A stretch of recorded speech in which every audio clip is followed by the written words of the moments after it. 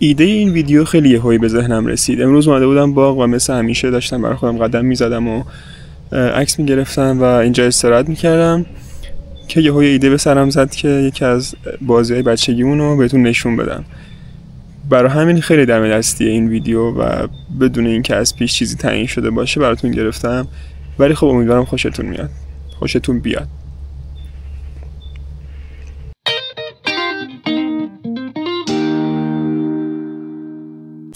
یکی از تفریحات بچگی ما این بود که برای خودمون یه باغ کوچولو درست کنیم. چقدر کوچولو الان بهتون نشون میدم. بزن بریم. اول محدودهای باغمون رو مشخص میکنیم. بهتره جای گلی باشه که روندش برامون آسان تر باشه.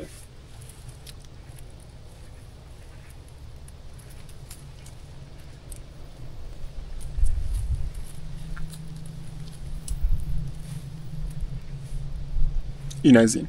بعد میتونیم نقشه‌شو بکشیم.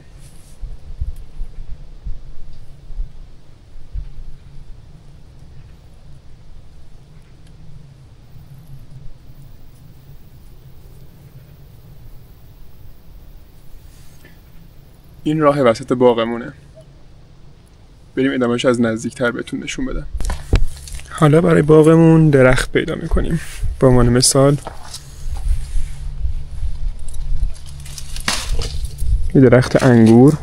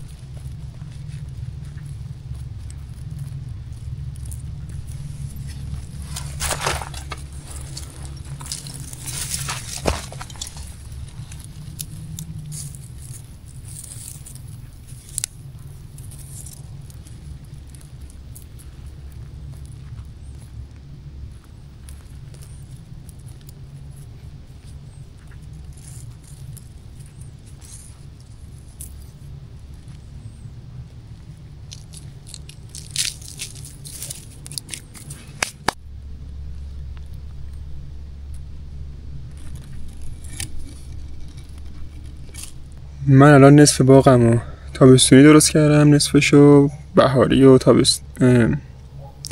نصف باغمو پاییزی درست کردم، نصفشو بهاری و تابستونی. حالا اضافه کردن به این باغ نسبت به خلاقیت بچه‌های اون زمان متفاوت بود. یه نفر در همین حد خلاقیت نداشت و صرفاً چند تا درختش میکاشت. من براش جاده درست کردم، راه درست کردم و درخت‌های پاییزی و زمستونی کاشتم. این بود تفریح ما بچه‌ها تو دهه 70.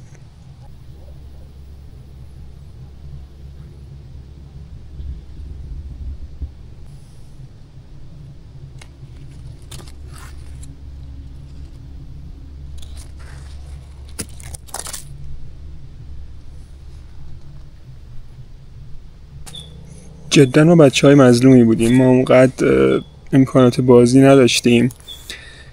مثل الان موبایل و کامپیوتر اونا که اصلا نبود، مخصوصا ما که تو روستا بودیم. ما تو همین خاک و خل و گل و باغ و دشت و کوه و اینا میچریدیم بزرگ میشدیم.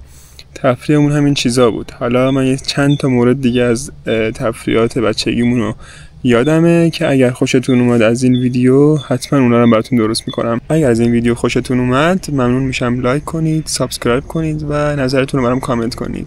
ممنونم.